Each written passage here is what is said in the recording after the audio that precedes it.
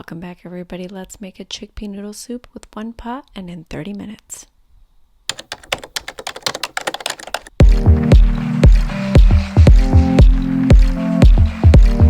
Now, to start off our recipe, you're going to need a medium to large soup pan in order to make everything. It's just in one bowl, so it's super nice and easy. Adding the flame to medium high heat, we're going to add 1 diced onion and 3 diced celery sticks. I choose to fry them up with no oil, and this works perfectly every single time, so this will be a totally fat-free soup. Add 3 carrots cut into half moons or just as large circles, and let the vegetables cook down, approximately 3 to 5 minutes.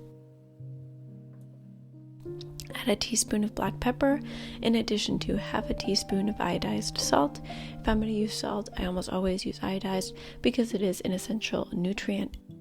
Add 2 bay leaves, 1.5 teaspoons of dried parsley in addition to 2 teaspoons of dried thyme, and let the veggies cook just a little bit more, making sure they're not too cooked because then they will sort of get mushy.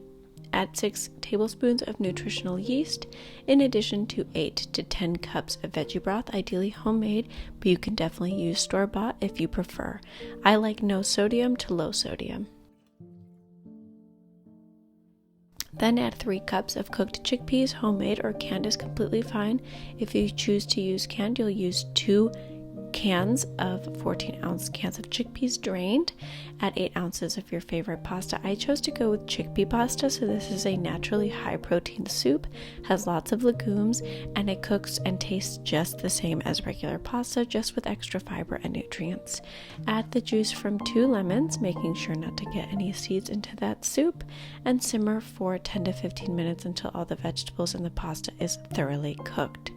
Then after that, you want to adjust seasonings. I added more black pepper and just a little bit of more lemon.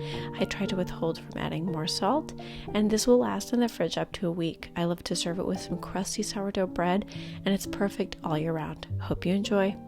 If you guys like this recipe, be sure to subscribe for weekly recipes every Friday and daily shorts. See you next time.